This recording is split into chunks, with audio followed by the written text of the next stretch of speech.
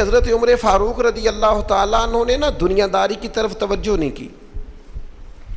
انسان کی سب سے بڑی کمزوری یہ ہوتی ہے کہ جب وہ مال کی طرف مائل ہونے لگ جاتا ہے نا، جب وہ دنیاوی آسائشوں میں زیادہ الجھ جاتا ہے، جب اس کی توجہ زیادہ تر دنیا میں نت نئے آنے والی سہولت کی طرف بڑھتی ہے، نت نئے آنے والے فیشن کی طرف بڑھتی ہے، نت نئی آنے والی چیزیں اسے اپنی طرف مائل کرتی ہیں، تو وہ روحانی طور پر کمزور ہوتا جاتا ہے. حضرت فاروق اعظم رضی اللہ تعالیٰ عنہ سردار تھے، اپنے قبیلے کے سمجھدار آدمی تھے، معاملہ فہم تھے، تدبر والے تھے. پھر اللہ نے موقع دیا اور انہیں اس منصب پر بٹھایا جو بہت بڑا منصب تھا. وہ مسلمانوں کے امیر بن گئے، نبی پاک علیہ السلام کے جانشین بن کر وہ بیٹھے. اور ان کے دور میں اللہ نے وسعت بھی عطا کی، بڑی بڑی فتوحات ہوئیں، بہت زیادہ مال غنیمت آیا، گنجائش آئی. اور دور کے تقاضوں تھے بھی حضرت عمر پوری طرح آگاہ تھے. انہوں نے چھوٹے بچوں کے وظیفے مقرر کیے، پولیس کا محکمہ مقرر کیا، فوجیوں کی تنخواہیں لگائیں، اساتذہ کے معاملات دیکھے، علمی مذاکرے کیے، 4000 سے زیادہ مساجد کی تعمیر کی. اتنے سارے کام حضرت فاروق اعظم نے کیے. معاشرے کی جتنی بھی ضروریات تھیں ان سب سے حضرت عمر آگاہ تھے. لیکن ان کی کیفیت یہ تھی کہ صحابہ کرام فرماتے ہیں جب بھی ہم نے انہیں خطبہ دیتے دیکھا ان کے کرتے پر 3 پیبند لگے ہوتے تھے. انہیں پتہ سارا تھا، شعور سارا تھا، کپڑے خریدنے کا سلیقہ، کپڑے خریدنے کی طاقت، پہننے کا ڈھب، دور کے تقاضوں سے پوری آگاہی تھی. لیکن انہوں نے وہ سادگی کو، اور وہ جو سادگی میں خوبصورتی ہوتی ہے اس کے حسن کو کسی مقام پر ضائع نہیں کیا. اللہ تعالیٰ نے انہیں فضیلت عطا کی. اور یہ سادگی ان کی اتنی زیادہ معروف تھی، اتنی زیادہ معروف تھی، جو بندہ دنیا دار نہیں نہ ہوتا پھر وہ بزدل بھی نہیں ہوتا. اسے مال سے، شہرت سے، لوگوں کی گڈ بک میں آنے کا بہت زیادہ شوق نہیں نہ ہوتا. اس بندے میں فکری کمزوری اور فکری انتشار بھی پیدا نہیں ہوتا. حضرت سعد بن ابی وقاص رضی اللہ تعالیٰ عنہ فرمایا کرتے تھے کہ عمر فاروق نے کوئی زیادہ تقدیم نہیں کی ہم سے اسلام لانے میں. بہت سارے لوگ مقدم تھے، بہت سارے لوگ ان سے پہلے اسلام لائے، لیکن آپ فرماتے ہیں وہ آگے لوگوں سے کیوں نکل گئے، بہت سارے لوگوں سے زیادہ درجہ کیوں پا گئے؟ اس لیے پا گئے کہ انہوں نے دنیا داری کی طرف توجہ نہیں فرمائی.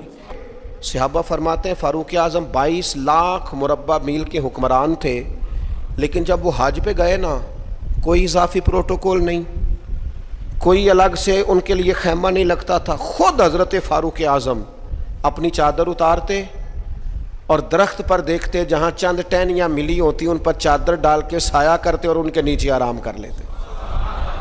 جب آپ کا پروٹوکول ہوتا ہے نا، جب آپ کا اعزاز ہوتا ہے، جب آپ کی کوئی شان ہوتی ہے، تو جن سے آپ پروٹوکول مانگ رہے ہوتے ہیں نا انہیں آپ نے تکلیف میں ڈالا ہوا ہوتا ہے. خوبصورتی انسان کی یہ ہے کہ وہ کسی پر بوجھ نہ بنے، تکلیف نہ کسی بندے کو اس کی وجہ سے ہو. بعض لوگ آ جاتے ہیں نا کہیں تو مصیبت کھڑی ہو جاتی ہے، وہ گھر والوں سے طرح طرح کے مطالبات کرتے ہیں. تو سیدنا فاروق اعظم کی طبیعت میں کوئی پروٹوکول نہیں، کسی قسم کی کوئی تکلیف کسی کو دینا یہ حضرت عمر گوارا نہیں کرتے. پھر دوسری بات یہ تھی کہ مزاج کے اندر جو بہت زیادہ عاجزی تھی نا، جو انکساری تھی. بچے کھیل رہے تھے، اب بچے چھوٹے چھوٹے کھیل رہے ہیں اور ایک آدمی جو امیر المومنین ہیں، جو 22 لاکھ مربع میل کے حکمران ہیں، وہ آ گئے حضرت عمر. تو بچے ان کو دیکھ کے دوڑ پڑے. کھجوریں بچے کھا رہے تھے تو حضرت عمر قریب گئے تو ایک بچہ کھڑا رہا. آپ فرمانے لگے بھائی تم کھجوریں توڑ رہے تھے؟ انہوں نے کہا نہیں حضور ہم کھجوریں نہیں توڑ رہے تھے، بلکہ جو گری ہوئی تھی وہ ہم نے اٹھا کے کھائی ہیں. تو حضرت عمر نے تھپکی دی. اب وہ بچہ چھوٹا سا کیا کہتا ہے حضرت عمر سے؟ آپ شخصیت کا قد کاٹ دیکھیں، وقار دیکھیں، مقام دیکھیں، لیکن وہ چھوٹا بچہ عرض کرتا ہے امیر المومنین یہ میں نے نا کھجوریں بڑی مشکل سے زمین سے جمع کی ہیں. وہ جو کونے پہ سامنے بچے کھڑے ہیں بڑے شرارتی اور تیز ہیں، اور وہ اس طاق میں کھڑے ہیں کہ میں ان کے قریب سے گزروں گا تو وہ میری کھجوریں چھین لیں گے. حضور اب میں کیا کروں؟ تو حضرت عمر کہنے لگے کرنا کیا ہے، میں تیرے ساتھ چلتا ہوں، تجھے گھر چھوڑ کے آتا ہوں. یعنی اتنا ٹائم ہے اتنے بڑے آدمی کے پاس کہ ایک بچے کو کہے چل تجھے گھر چھوڑ کے آؤں. حضرت فاروق اعظم رضی اللہ تعالیٰ عنہ اس بچے کے ساتھ ساتھ چل رہے ہیں. کئی گلیاں گزر کر، کئی محلے گزر کر اس کا گھر آ گیا. کہنے لگے پتر اب تو گھر پہنچ گیا، مجھے اجازت ہے میں جاؤں؟ کسی جگہ مزاج میں، کسی کونے میں، کسی جگہ یہ بات نہیں پیدا ہونے دی کہ میں کوئی چیز ہوں. ہمارے ہاں بہت سارے لوگ ہیں 6 تو کارڈ رکھے ہوئے ہیں. حضرت فاروق اعظم رضی اللہ تعالیٰ عنہ کے مزاج کے اندر یہ حسن تھا، یہ خوبصورتی تھی. یہ خوبصورتی ہوتی ہے کہ انسان بڑا ہو پر اپنے آپ کو بڑا سمجھے نا، اس کا بڑا اونچا قد ہو لیکن وہ زمین پہ بیٹھنا پسند کرے. علمی فکری صلاحیتیں بہت زیادہ ہوں لیکن اس شخص کا مزاج یہ ہو کہ کسی جگہ اس بندے سے مل کر انسان اپنے آپ کو چھوٹا محسوس نہ کرے. حضرت فاروق اعظم کے مزاج کی یہ سادگی. پھر اس کے بعد ان پر نا باتیں پوری طرح طاری تھیں. میں بڑی معذرت کے ساتھ عرض کروں گا، آج لوگوں نے دین کے کپڑے پہنے ہوئے ہیں، وہ دیندار نہیں ہیں، انہوں نے دین کا لباس پہنا ہوا ہے لیکن دیندار نہیں ہے، انہوں نے دین کا تعارف اپنے ساتھ لگایا ہوا ہے، سابقہ اور لاحقہ لگایا ہوا ہے، میں فلاں صاحب ہوتا ہوں، لیکن ان کی گفتگو، ان سے اٹھنا بیٹھنا، ملاقات کرنا، وہ ثابت نہیں کرتا کہ یہ بندے دیندار ہیں، انداز نہیں بتاتے۔ دیندار کے لہجوں سے بھی دین چھلکتا ہے، اس کے اخلاق سے، گفتگو سے دین کی خوشبو آتی ہے، لیکن انسان کہے کہ چونکہ میری پگڑی بڑی ہے، لیکن ہے صرف پگڑی تو مجھے دیندار مانو، میری وضاقتہ صرف دینداروں جیسی ہے، تو یہ نہیں ہوتا۔ میں رات ایک جگہ پہ کہہ رہا تھا کہ رسول پاک صلی اللہ تعالیٰ علیہ وسلم کا جو اخلاقی کمال ہے نا، حضور علیہ الصلوۃ والسلام نے جو اخلاقی قدروں کو عروج دیا ہے، وہ قدریں ہمارے اندر پیدا ہوں گی تو پھر پتہ چلے گا ہم کتنے دیندار ہیں۔ ہمارا صبر، ہمارا حوصلہ، ہمارا درگزر، ہمارا معاف کرنا، ہمارا خیر خواہی کرنا، ہمارا دوسروں سے محبت کرنا، ہمارا عزت نفس والا ہونا، کبھی کسی کے سامنے ہاتھ نہ پھیلانا، یہ بتائے گا ہم کتنے دیندار ہیں۔ ہمارے کردار کی عظمت بتائے گی ہم کتنے دیندار ہیں۔ لیکن اگر ہمارے مزاجوں میں یہ چیزیں موجود نہیں تو پھر ہم جبراً تو کسی کو منوا لیں گے، لیکن وہ جو اعلیٰ اخلاقی اقدار ہیں وہ نہیں ہوں گے۔ حضرت عمر کا یہ کمال ہے کہ ان پر پوری طرح دین نافذ تھا، طبیعت اور مزاج پر نافذ تھا۔ تو انسان اپنے بچوں کو ہمیشہ وہ چیز دیتا ہے جو اسے سب سے زیادہ اچھی لگتی ہے۔ ایک دن حضرت عمر نے چاہا کہ میں نہ کچھ خاص نصیحتیں کروں لوگوں کو، کچھ خاص پیغام دین کا دوں، تو آپ نے لوگوں کو مسجد میں جمع کیا تو کافی سارے لوگ جمع ہو گئے، شہری بھی دیہاتی بھی۔ حضرت فاروق اعظم رضی اللہ تعالیٰ عنہ نے کتاب و سنت کے پیغام کو بڑا چن کے، بڑا تلاش کر کے اور بڑی ذوق سے، بڑی وارفتگی کے ساتھ، بڑے خاص لہجے میں ان لوگوں تک پہنچایا۔ جناب عمر نے بڑے درد سے باتیں کی اور لوگوں نے سنی، گفتگو ختم ہو گئی، لوگ اپنے اپنے گھروں کو چلے گئے۔ حضرت فاروق اعظم رضی اللہ تعالیٰ عنہ گھر گئے، اپنے بچوں سے، اہل خانہ سے فرمانے لگے جو گفتگو میں نے مسجد میں کی ہے تم نے بھی سنی ہے کہ نہیں؟ نے کہا جناب ہم نے بھی سنی ہے۔ آپ فرمانے لگے میں نے آخر میں ایک بات بھی کی تھی۔ کہا جی ہاں آپ نے آخر میں کہا تھا جس نے میری بات پر عمل نہ کیا میں سزا بھی دوں گا، کوڑا بھی اٹھے گا، حد بھی جاری ہوگی، اگر جو حدود اللہ میں نے بیان کی ہیں اگر کسی بندے نے ان کو کراس کیا تو سزا بھی۔ کہا جناب بالکل ہم نے سنا ہے، آپ نے فرمایا ہے کہ جو نہ مانے گا اسے سزا بھی ہوگی۔ تو عمر کہنے لگے اب تم ایک بات اضافی سن لو، وہ جن کو میں نے تقریر سنائی ہے نا اگر وہ نہیں مانیں گے تو سزا سنگل ہوگی، اور اگر عمر کے گھر والے نہیں مانیں گے تو پھر سزا ڈبل ہوگی۔ تمہارے لیے سزا ڈبل ہے، تمہاری ذمہ داریاں ڈبل ہیں۔ اگر کسی کا دینی تعارف ہے، اگر کوئی بڑے خاندان سے ہے، اگر کوئی اپنا تعارف کسی اونچے قبیلے سے رکھتا ہے، اگر کسی کی نسبت کسی بڑی شخصیت کے ساتھ، تو اس کی تو سزا ڈبل بتا رہے ہیں جناب عمر۔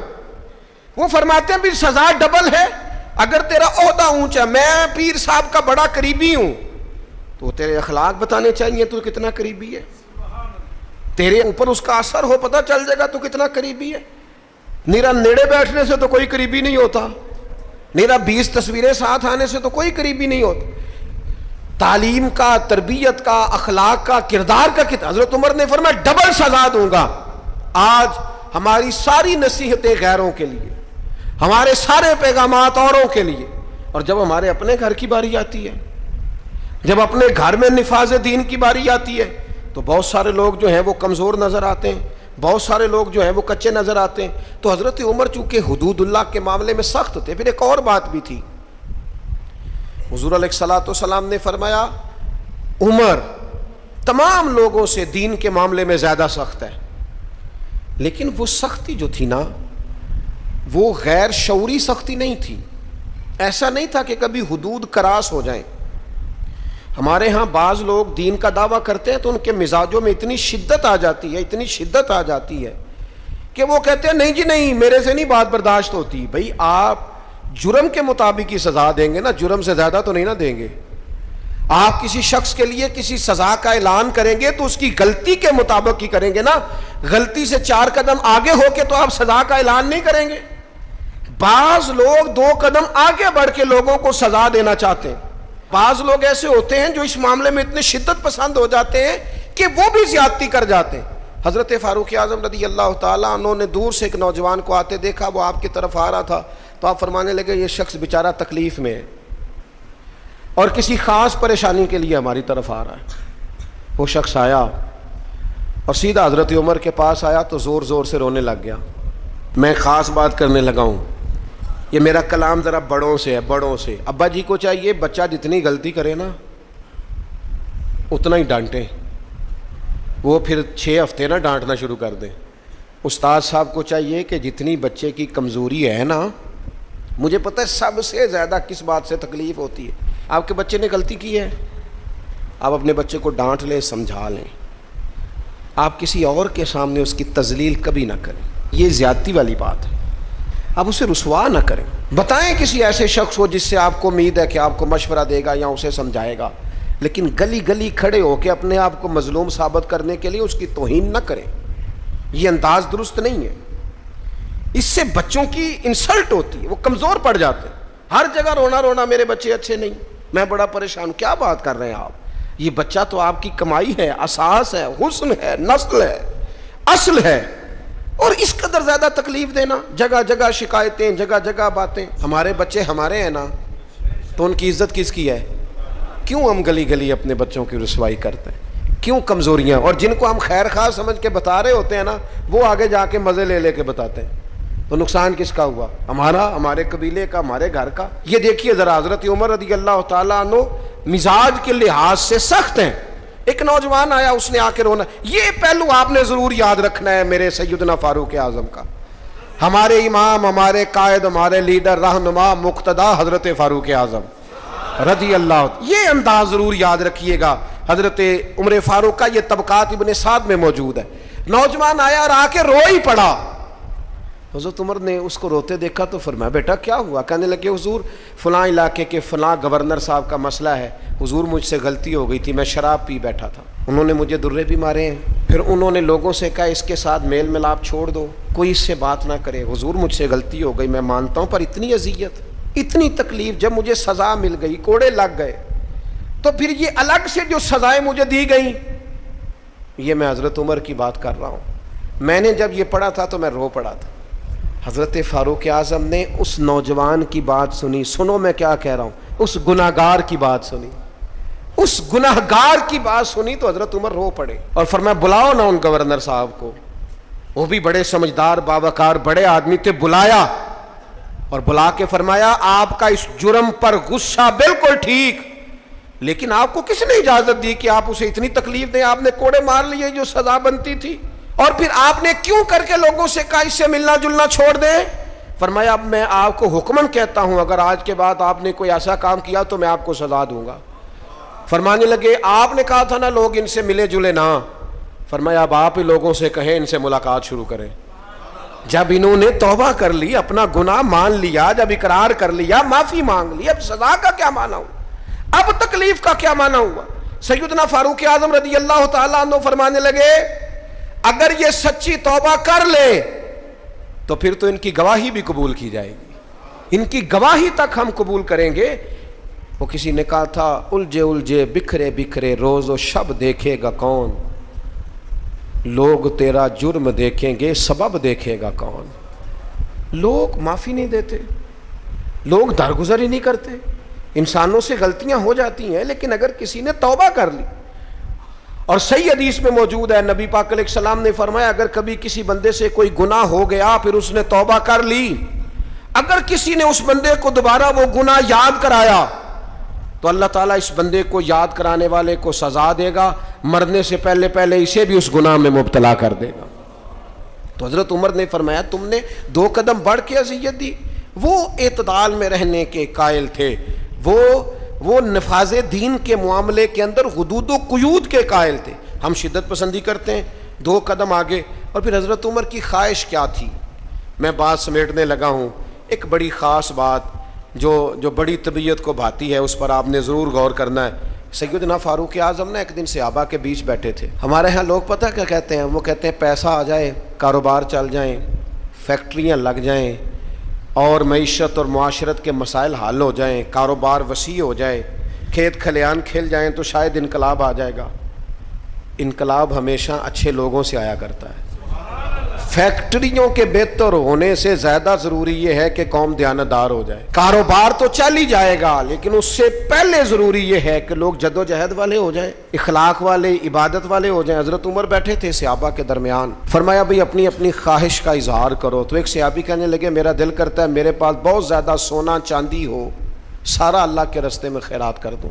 تو حضرت عمر کہنے لگے آپ کی خواہش بڑی شاندار ہے، آپ بھی کوئی خواہش کیجیے۔ تو دوسرے صحابی عرض کرنے لگے، انہوں نے سونا چاندی کہا، میرا دل کرتا ہے ہیرے جواہرات ہوں اور زمین ہیرے جواہرات سے بھر جائے اور میں ایک تنکا بھی بچا کے نہ رکھوں، سارا اللہ کی مخلوق میں تقسیم کر دوں۔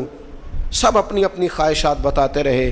حضرت عمر رضی اللہ تعالیٰ عنہ فرمانے لگے تم سب کی خواہشات بجا ہیں، لیکن اگر مجھ سے پوچھو نا تو میرا دل کرتا ہے زمین بھر جائے حضرت معاذ ابن جبل جیسے لوگوں سے، میرا دل کرتا ہے زمین بھر جائے حضرت ابو عبیدہ بن جراح جیسے لوگوں سے، میرا دل کرتا ہے زمین بھر جائے حضرت سالم مولا جیسے لوگوں سے، میرا دل کرتا ہے ان جیسے لوگوں سے زمین بھر جائے اور میں ان سب کو اللہ کی فرما برداری کے کاموں میں لگا دوں۔ رجال کار پیدا ہوں، اچھے لوگ پیدا ہوں، مردان خدا پیدا ہوں، وہ لوگ پیدا ہوں جن کے کردار کی خوشبو سے زمانہ مہک اٹھے۔ حضرت عمر فرمانے لگے میرا جی چاہتا ہے ان لوگوں سے زمین بھرے اور ان لوگوں کو ہم اللہ کی فرما برداری میں لگائیں۔